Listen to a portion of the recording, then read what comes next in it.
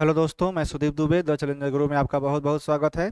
आज मैं आप सभी लोगों के लिए एक नया वीडियो लेकर आया हूं, जिसका संबंध है आपके बाल विकास एवं शिक्षा शास्त्र से। ये जो टॉपिक हम लोग पढ़ रहे हैं ये आपके यूपी टेट सी टेट या जितने भी टीचिंग एग्जाम्स होते हैं उन सभी एग्जाम्स के लिए ये टॉपिक बहुत ही महत्वपूर्ण है। और जो भी आप लोग पढ़ें बहुत ही ध्यान से पढ़ें और समझते हुए पढ़ें। और इसको जल्दी जल्दी कर क्या करना है, हम लोगों को जल्दी जल्दी समझ करके रटना है और एग्जाम में जैसे क्वेश्चन है उसका हम लोग क्या करेंगे, हम लोग हल निकालेंगे। और हम लोग आज जो टॉपिक पढ़ने वाले हैं बाल विकास के अंतर्गत उसका संबंध किससे है, देखिए ध्यान समझिएगा। उसका संबंध किससे है? उसका संबंध है आपके जीन पियाजे से। किससे संबंध है? जीन पियाजे से। देखिए, यानी हम लोग कह सकते हैं कि आज हम लोग क्या पढ़ने वाले हैं। आज हम लोग पढ़ने वाले हैं जीन पियाजे के बारे में। और जीन पियाजे का संबंध आपके किस विकास के पक्ष से है, तो याद रखिएगा, यानी आपके मानसिक विकास के पक्ष से। अगर पूछा जाए आपसे कि मानसिक विकास का संबंध किस मनोवैज्ञानिक से है और आपके ऑप्शन में रहे वाइगोत्स्की, जीन पियाजे, कोहलबर्ग इत्यादि कुछ और, तो याद रखिए कि आपको आंसर क्या लगाना है, जीन पियाजे। यानी जीन पियाजे के जो सिद्धांत है उस सिद्धांत का नाम क्या है, देखिए यहाँ पे लिखा हुआ है संज्ञानात्मक विकास का सिद्धांत, यानी कॉग्निटिव डेवलपमेंट थ्योरी। क्या नाम है? कॉग्निटिव मतलब संज्ञानात्मक डेवलपमेंट थ्योरी। ये किसका सिद्धांत है? आपके जीन पियाजे का सिद्धांत है। तो ये सिद्धांत आप लोग रट लीजिएगा, याद कर लीजिएगा। सीटेट हो चाहे टेट हो या कहीं कोई भी एग्जाम हो, ये टॉपिक वहाँ बहुत अधिक पूछे जाते हैं। ठीक है, तो क्या हमने देखा, हम लोग क्या पढ़ेंगे आज? हम लोग पढ़ेंगे एक सिद्धांत जिसका नाम है संज्ञानात्मक विकास का सिद्धांत। और ये सिद्धांत किसने दिया है? तो ये दिया है आपके जीन पियाजे ने। और जीन पियाजे, देखिए ये भी कि आप याद रखिएगा कि जीन पियाजे थे कहाँ के, यानी कि कहाँ के निवासी थे? तो जीन पियाजे थे स्विट्जरलैंड के निवासी। कहाँ के थे? स्विट्जरलैंड के निवासी। और अगर पूछे कि जीन पियाजे थे कौन, यानी उनका पेशा क्या था, तो ये माना जाता है कि जीन पियाजे क्या है? जीव विज्ञानी व चिकित्सक थे। क्या थे? जीव विज्ञानी व चिकित्सक माने जाते हैं। ठीक है, तो हमने क्या क्या समझा कि संज्ञानात्मक विकास का सिद्धांत किसने दिया? तो जीन पियाजे ने दिया। जीन पियाजे कहाँ के थे? तो आपके स्विट्जरलैंड के निवासी हैं। और ये क्या थे? तो ये जीव विज्ञानी और चिकित्सक थे। ठीक है, अब देखिए, और जब हम इनके सिद्धांत को पढ़ते हैं जब हम लोग, तो इनके सबसे पहले सिद्धांत के तत्व हम लोग पढ़ते हैं। यानी देखें, यहाँ पे लिखा हुआ है सिद्धांत के तत्व। अगर पूछे सिद्धांत के तत्व कितने हैं, तो देखिए हमने यहाँ पे लिखा हुआ है, पहला है जैविक परिपक्वता, दूसरा है भौतिक वातावरण से प्राप्त अनुभव, और तीसरा है सामाजिक वातावरण से प्राप्त अनुभव। थोड़ा सा इसको ध्यान से समझिए। तीन चीजें हैं। एक है आपकी जैविक परिपक्वता। आपकी जैविक परिपक्वता का संबंध आपकी हेरिडिटी से आप लगा लीजिएगा। किससे लगा लीजिएगा? हेरिडिटी से। हेरिडिटी का मतलब होता है आपका वंशानुक्रम। कुछ बालक ऐसे भी होते हैं जो जन्मजात रूप से क्या होते हैं, थोड़े से मेच्योर हो जाते हैं। मतलब आपने देखा भी होगा कि कुछ बालक ऐसे होते हैं जो अपने समय के साथ, यानी उम्र बढ़ने के साथ साथ उनमें मेच्योरिटी भी आती रहती है। कुछ बालक ऐसे भी होते हैं बहुत ज़्यादा हो जाते हैं उसके बाद भी उनके अंदर मेच्योरिटी नहीं आती। और कुछ बालक ऐसे होते हैं जो कम ही उम्र में अपनी मेच्योरिटी को प्रदर्शित करते हैं। तो जैविक परिपक्वता का मतलब यही होता है कि आप जन्म से ही, यानी कह सकते हैं ना कि आप के अंदर जो वंशानुगत विशेषताएं हैं उनमें उनके अनुसार या उन्हीं के आधार पर आप में जो मेच्योरिटी आ रही है, उसी को हम लोग नाम देंगे जैविक परिपक्वता। यानी अगर माता पिता, देखिए वंशानुक्रम का मतलब ही होता है कि आपके माता पिता के द्वारा जो गुण विशेषताएं आती हैं वही हमारी वंशानुक्रमगत विशेषताएं या वंशानुगत विशेषताएं कहलाते हैं। अगर माता पिता मेच्योर्ड हैं, इसका मतलब है कि बच्चा भी बहुत ही जल्दी मेच्योर्ड हो जाएगा। तो जैविक परिपक्वता का मतलब इतना ही समझिएगा कि जन्मजात रूप से, यानी जन्म से ही या वंशानुक्रम के आधार पर जो उसमें परिपक्वता यानी जो मिलती है वही है आपकी परिपक्वता। दूसरा लिखा है भौतिक वातावरण से प्राप्त अनुभव। क्या लिखा है? भौतिक वातावरण से प्राप्त अनुभव। भौतिक वातावरण का मतलब आप यहाँ पे ये समझिए, भौतिक का मतलब प्राकृतिक। आपने प्रकृतिवाद का नाम सुना होगा। प्रकृतिवाद क्या कहता है? प्रकृतिवाद कहता है कि किसी भी बालक को प्रकृति की गोद में स्वतंत्र रूप से छोड़ दो। प्रकृति उसे, यानी कह सकते हैं कि बालक को जो कुछ भी बनना होगा वो स्वतंत्र अपने आप बन जाएगा। इसी आधार पे हम लोग क्या करते हैं कि एक एग्जाम्पल लेते हैं। आपने सुना भी होगा, एग्जाम्पल आपने बहुत बार सुना होगा। कोई एक छोटा सा बालक है, और वो जो छोटा सा बालक है, आप जैसे कोई मम्मी खाना बना रही हैं आग पे या गैस पे खाना बना रही होती हैं, तो गैस जल रहा है या आग जल रहा है, छोटा सा बालक उस आग को जब देखता है तो बड़ा ही उसे इंटरेस्ट आता है, और वो इंटरेस्ट के मतलब इंटरेस्ट के आधार पर वो क्या करता है कि उस आग के पास आता है, आग को छूने का प्रयास करता है। आप बार बार उसको हटाते हैं, आप बार बार उसके हाथ को हटाते हैं, उसको हटाते हैं, कहीं और जाकर उसको खेलने के लिए रख देते हैं। लेकिन वो क्या बोलते हैं कि इतना उत्सुक होते हैं बालक, या कह सकते हैं कि चंचल होते हैं, कि वो बालक खुद, आप जितना उस बालक को मना करेंगे वो बालक उसके विपरीत उतना ही ज्यादा वो एक्टिव हो जाता है। तो यहाँ पे क्या हुआ कि आप गए उस बालक को दूर रख दिया, उसके बाद आप मम्मी क्या करेगी, आप खाना बनाना शुरू कर दी। अब हुआ क्या कि मम्मी खाना यानी रोटी सेकने में या रोटी बनाने में थोड़ी सी अगर व्यस्त हो गई, इतने में छोटा सा बालक आया, और छोटा सा बालक आने के बाद अपना उंगली उस आग में डाल दिया, और जैसे ही उस आग को छुएगा वो बालक झट से क्या करे, तुरंत अपना हाथ हटा, क्योंकि वो जल गया। और जाहिर सी बात है कि जलने के बाद वो रोएगा या जो भी करेगा, मतलब कि क्या, ठीक है ना, जैसे रोने वाली चीजें जो होती हैं, तो वो सारी सारी चीजें हो गई। क्या अब उस बालक को दोबारा बताना पड़ेगा कि आग को छूना चाहिए कि नहीं छूना चाहिए? नहीं बताना पड़ेगा। हो सकता है कि एक बार और गलती कर दे, लेकिन बार बार वो गलती नहीं करेगा, क्योंकि जान वो धीरे धीरे खुद समझ जाएगा कि ये आग से इससे दूर रहना चाहिए। हो सकता है अगर आपने माचिस भी अगर जला दिया ना, तो उससे भी वो दूर हो जाएगा, क्योंकि उसको पता है कि ये वाली चीज क्या है, वो आग है, आग क्या करती है, हमको जला देती है। हमें कुछ करने के लिए देखिए सिंपल क्या है, देखिए हमें अपनी प्रकृति के साथ कुछ छेड़छाड़ करते हैं, उससे कुछ ना कुछ हमें को क्या मिलता है, हम लोगों को अनुभव मिलता है। तो प्रकृति के साथ जब हम अंतःक्रिया करते हैं, और अंतःक्रिया के द्वारा जब हमें उसे उनके माध्यम से जब कुछ ना कुछ अनुभव मिलता है, तो वही अनुभव कहलाएगा यहाँ पे भौतिक वातावरण से प्राप्त अनुभव। ठीक है, भौतिक वातावरण से प्राप्त अनुभव। और तीसरा देखिए यहाँ पे लिखा हुआ है सामाजिक वातावरण से प्राप्त अनुभव। सेम उसी एग्जाम्पल के लीजिए, देखिए आप या मम्मी कह सकते हैं कि रोटी बनाने में व्यस्त थी, वो लड़का आया अपनी उंगली को आग में डाल दिया। ये तो प्रकृति के साथ प्रकृति ने खुद उसे सिखाया। बट अगर प्रकृति यानी कह सकते हैं प्रकृति की जगह पे अगर मम्मी क्या करना है, यानी अगर मम्मी उस बच्चे को पहले ही अगर दो चार थप्पड़ लगा करके या रुला करके दूसरे जगह रख दे, या किसी को दे दे खेलने के लिए, कहीं दूर कर दे, या डंडे डंडे पीट दे, जैसे आप ही कोई गलत काम करेंगे तो आपकी मम्मी पापा आपको डांटेंगे मारेंगे, तो क्या हुआ, आपके सामाजिक वातावरण है ना, मम्मी पापा भाई बहन विद्यालय, ये सारी सारी चीजें क्या है, जैसे आप विद्यालय में रहते हैं, आपको सर क्या कहते हैं कि होमवर्क कंप्लीट करके आइएगा, आप होमवर्क कंप्लीट नहीं करते हैं, अगले दिन जब सुबह जाते हैं तो सर ने देखा कि आपने होमवर्क कंप्लीट नहीं किया, और उसके बदले में आपको क्या करते हैं, बहुत सारा दंड देते हैं, डंडे से मारेंगे, मुर्गा बनाएंगे, बहुत सारी चीजें करते हैं।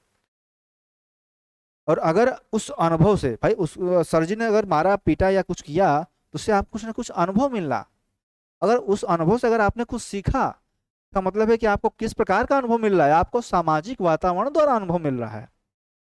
किसके द्वारा अनुभव मिल रहा है, आपको सामाजिक वातावरण से अनुभव मिल रहा है, यानी किसी के संपर्क में आने के बाद जो आपको अनुभव मिलता है वही है हमारा सामाजिक वातावरण से प्राप्त अनुभव। देखिए तीन चीजें देखिए बहुत ही अच्छे समझ में आ गए होंगे आपको।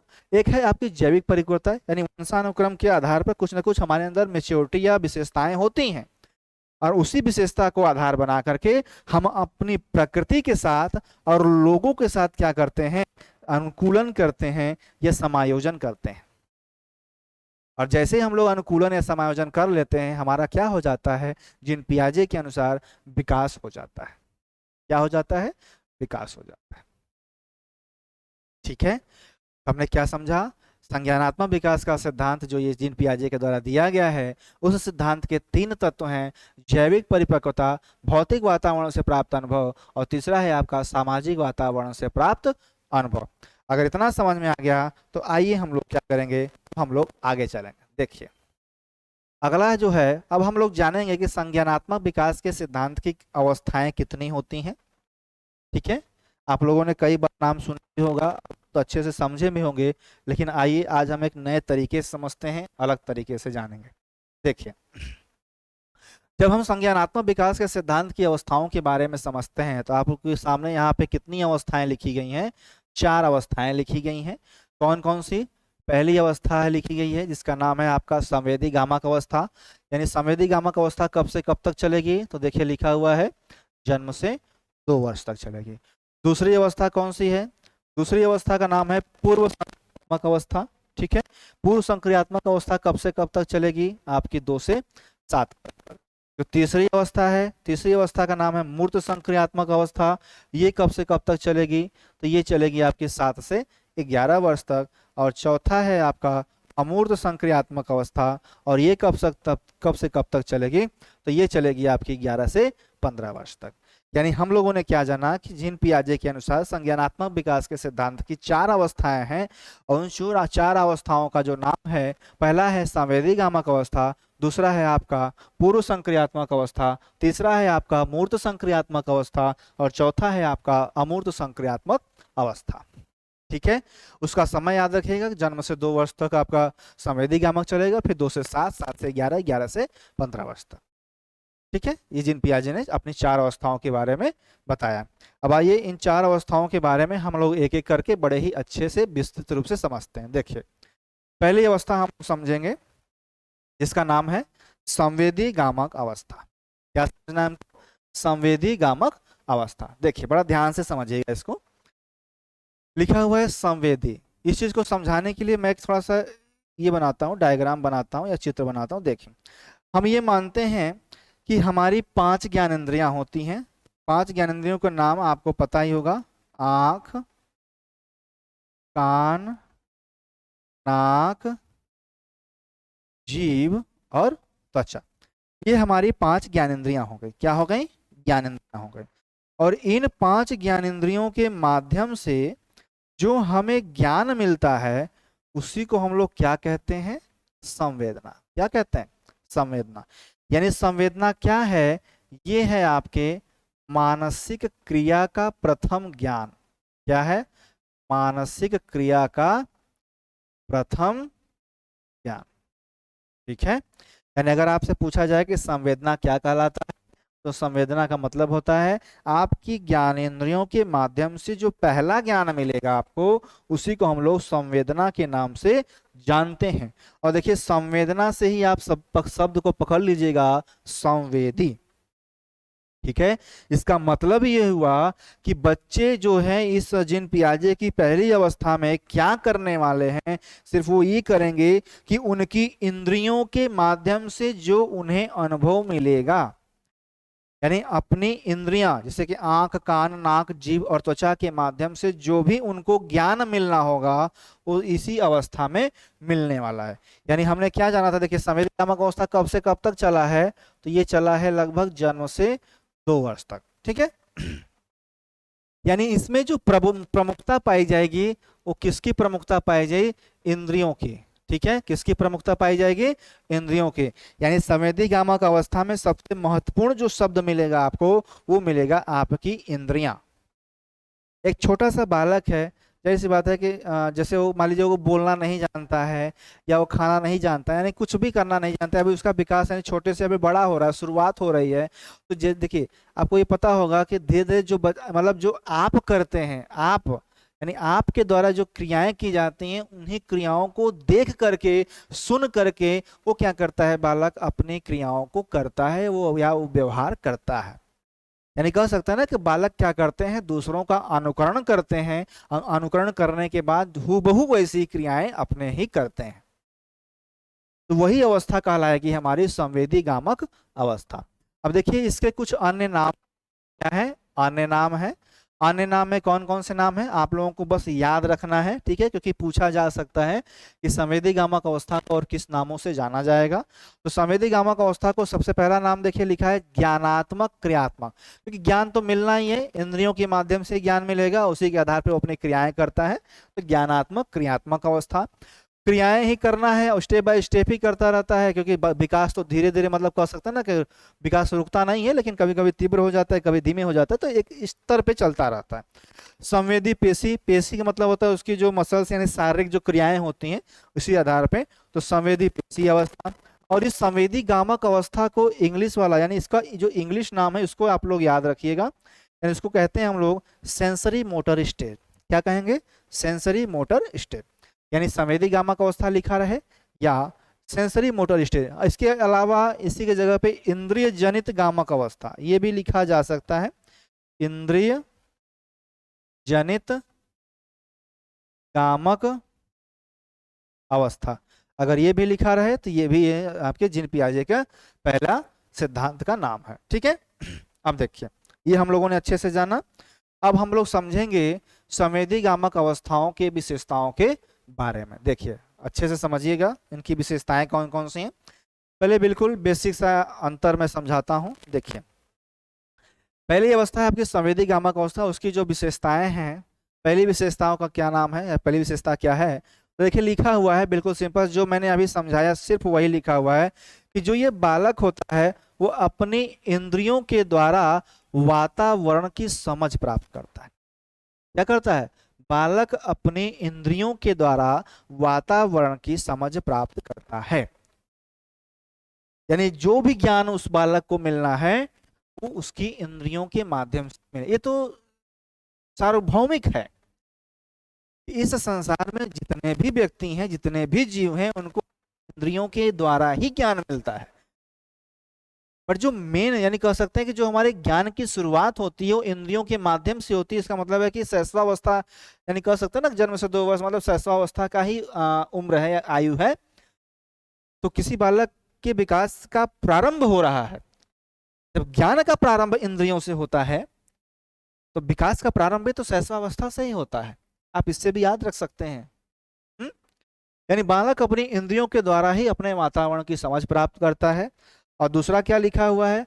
दूसरा लिखा हुआ है कि बालकों में क्या होता है? शारीरिक विकास और गामक विकास। शारीरिक का मतलब जो उसका शरीर होता है, ठीक है, कि देखिए कितना एक छोटा सा बालक होता है, जब पैदा होता है तो छोटा सा होता है और धीरे धीरे करते करते करते करते 5-6 साल में कितना बड़ा हो जाता है, होता है कि नहीं? लगभग 150 लगभग साल भर में खड़ा होने लगता है, 1.5 साल में चलने लगता है, 2 साल में तो भाषा इत्यादि का भी विकास हो जाता है लगभग। तो शारीरिक विकास। और गामक का मतलब मोटर। मोटर मतलब होता है जो फिजिकल जो एक्टिविटी करता है। तो शारीरिक शारीरिक और गामक में बहुत ज्यादा डिफरेंस नहीं है। शारीरिक विकास मतलब यहाँ पे अलग से लिया गया है कि उसका जो शरीर है उसका विकास हो रहा है। और गामक का मतलब समझे शारीरिक जो क्रियाएं होती हैं, यानी जो करता है। देखिए छोटे छोटे बच्चे जो क्या होते हैं, आप पहले अगर उनको कोई वस्तु अगर इस तरीके से पकड़ाएंगे तो इस तरीके से उंगली से इत्यादि से नहीं पकड़ेंगे, पहले क्या करेंगे, इस तरीके से अपने हाथ पे इस तरीके से रख लेंगे, रखने के बाद उसको ऐसे पंजे से करेंगे, उसके बाद उंगली से पकड़ेंगे। इस तरीके से क्या होता है, गामक विकास भी इसी अवस्था में होता है। क्योंकि आपको पता है ना, विद्यालय तो 6 वर्ष की अवस्था में जाना प्रारंभ करते हैं, लेकिन उसके पहले हम क्या करते हैं, कलम पकड़ना, उसको क ख ग घ लिखना, ये सारी की सारी चीजें हम आपको शैशवावस्था में ही उस बच्चे को सिखा देते हैं। ठीक है, तो हो गया बालक अपनी इंद्रियों द्वारा वातावरण की समझ प्राप्त करेगा। और दूसरा है कि बालकों में क्या होता है, शारीरिक एवं गामक विकास होता है। ठीक है, अब देखिए जब हम इतना समझ लेते हैं तो अगली चीज हम देखेंगे विशेषताओं के बारे में ही है। देखिए क्या है ये, देखिए यहाँ पे है सेम वही चीज है। दो चीजें हम लोगों ने समझ ली हैं कि बालक अपनी इंद्रियों द्वारा वातावरण की समझ प्राप्त करता है, और दूसरा क्या समझा है कि बालकों में शारीरिक और गामक विकास भी होता है। तीसरा देखिए क्या लिखा हुआ है, बहुत ही इंपॉर्टेंट लिखा हुआ है कि शिशु द्वारा, क्या लिखा है, शिशु द्वारा रोना धोना। देखिए इस चीज को बड़ा अच्छे से समझिएगा। और चूसना, क्या लिखा है, रोना धोना और चूसना। रोना धोना, इसमें थोड़ा सा आप लोग अंतर समझिए। देखिए लिखा है रोना धोना। जब बड़े जब होते हैं ना, जब बच्चे बड़े हो जाते हैं तो क्या करते हैं, सिर्फ रोते हैं। लेकिन जो छोटे बच्चे होते हैं उनके लिए जब कहा जाता है ना कि तो रोना धोना चल रहा है उसका, यानी छोटे बच्चों के लिए हम लोग रोना धोना यूज करते हैं, और बड़े बच्चों के लिए या आपके लिए या अपने लिए मैं रोना यूज करूंगा। इसमें क्या डिफरेंस है, देखिए अगर हम सिर्फ बात करें रोने की तो रोना होता है उद्देश्यपूर्ण। क्या होता है, उद्देश्यपूर्ण। यानी बालक जब किसी कार्य के प्रति यानी किसी चीज की चाह के प्रति जब रोता है तो उसे हम लोग कहते हैं कि वो रो रहा है। बट छोटे छोटे बालक क्या करते हैं, उन क्या कहते हैं ना कि अबोध बालक, तो जो अबोध बालक होते हैं उन्हें और किसी चीज की समझ नहीं होती है। 6 महीने का बालक, साल भर का बालक, ये कह सकते हैं ना कि उसे बहुत ज्यादा किसी चीज का ज्ञान नहीं है। अगर उसे भूख लगेगी तब भी रोएगा, ठीक है, घूमने का मन करेगा तब भी रोएगा, कुछ और चाहिए तब भी रोएगा। मतलब कहने का मतलब है कि उसकी एक शारीरिक जरूरतों को पूरा करने के लिए अपने आप, यानी यहाँ पे जो कोई उद्देश्य नहीं है, यानी कुछ वो पाना नहीं चाहता है, उसकी एक एक्टिविटी ही खुद से पहले से ही निर्धारित है। क्योंकि होता है ना कि एक उत्तेजना पाई जाएगी, बिना उत्तेजना के आप किसी चीज को नहीं मतलब कि नहीं प्राप्त कर सकते हैं। भाई छोटे से बच्चे को अगर भूख लगेगी तो वो रोएगा नहीं, तो आप जानेंगे कैसे किसको भूख लगा है।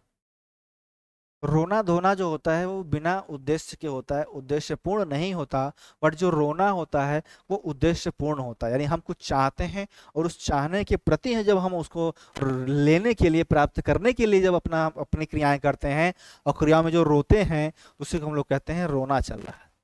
ठीक है। और चूसना तो आपको पता ही है कि अपने अंगूठों को चूसता है, ठीक है, दूध पीता है तो बॉटल से उसको भी चूसता है, मतलब क्या करता है कि चूसने वाली क्रियाएं इसमें चलती हैं।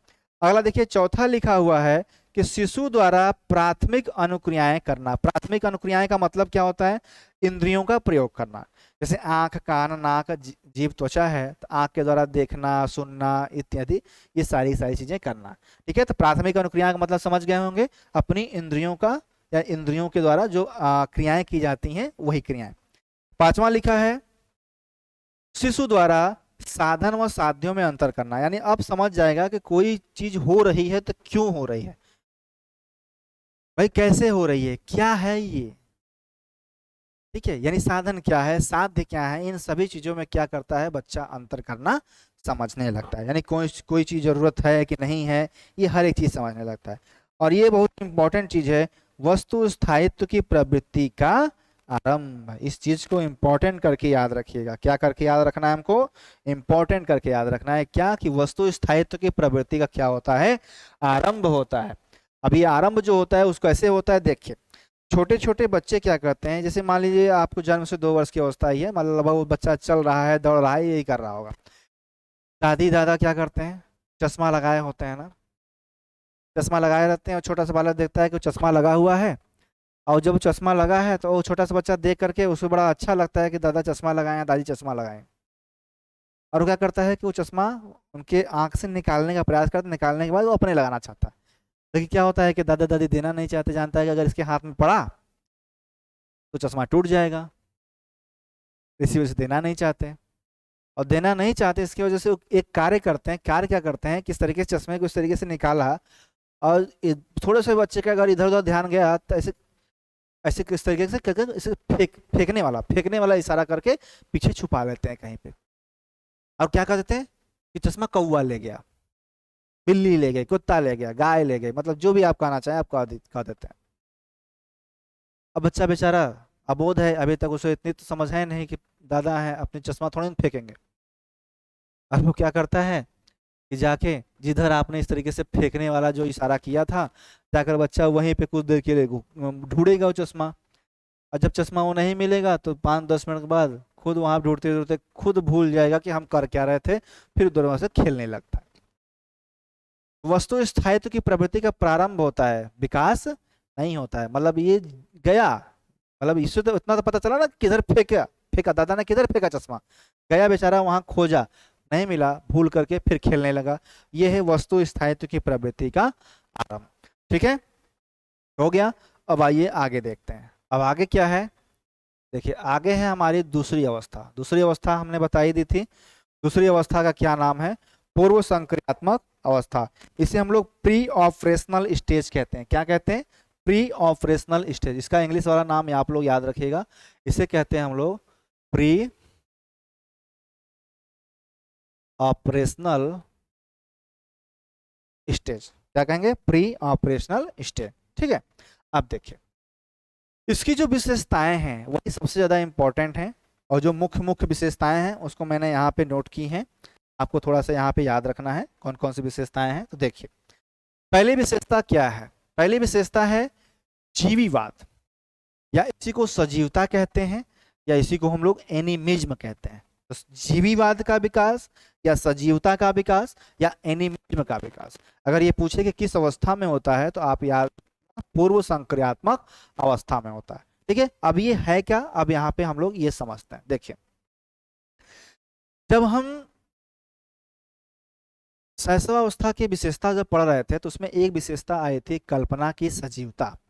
अगर पिछला वीडियो नहीं देखा है तो जाकर के देखिएगा, उसमें बड़ा ही अच्छे तरीके से मैंने समझाया हुआ है कल्पना की सजीवता किसे कहते हैं। फिर तब भी यहाँ पे मैं एक बार फिर से बता देता हूँ, रिकॉल करता हूँ।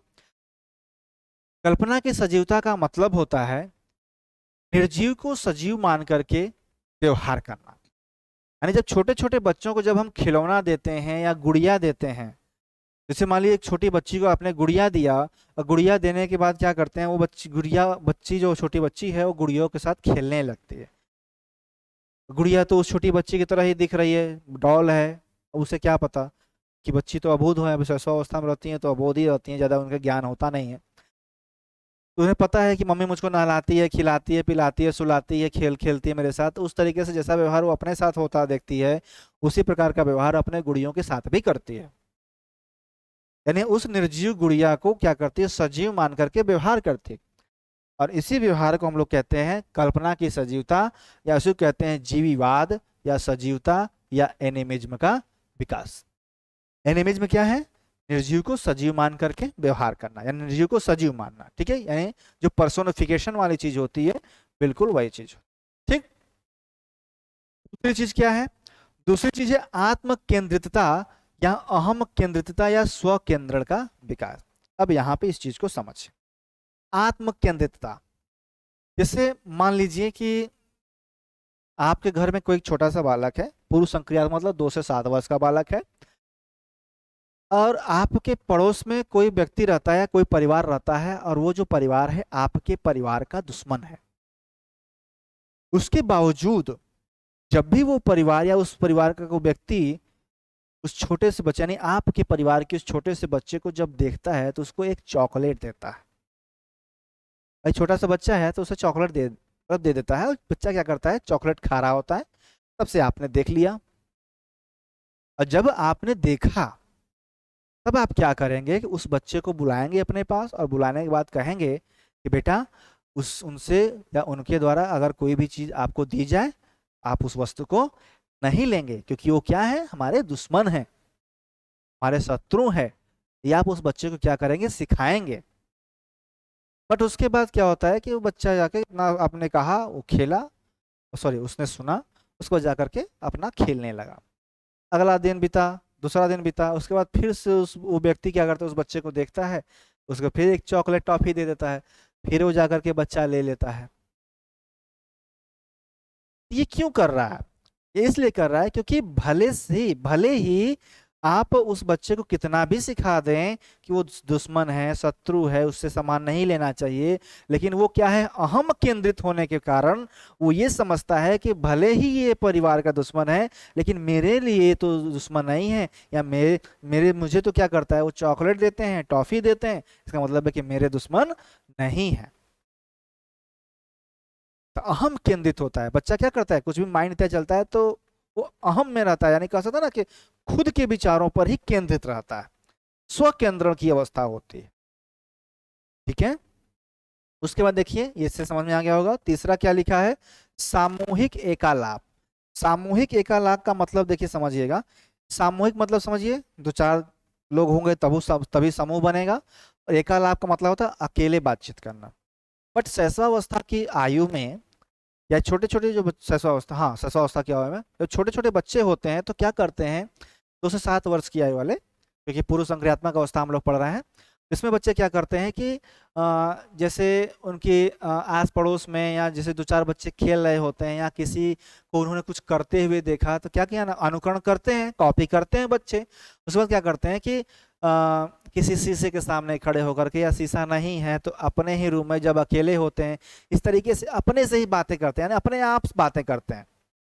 अपने आप बातें करते कि नहीं करते हैं, देख आप जब देखेंगे ना, अचानक कोई वो बच्चा खेल रहा हो और खेलते खेलते अपने से ही बातें करता रहता है, तो ये जो बातें हैं वो अकेले करता है, बट वो फील करता है कि सामने जिससे मैं बात कर रहा हूँ मतलब कोई है, उसका दोस्त है, उसके पापा है, उसकी मम्मी है, भाई है, बहन है, ये सभी लोग क्या है वहां पे उपस्थित हैं।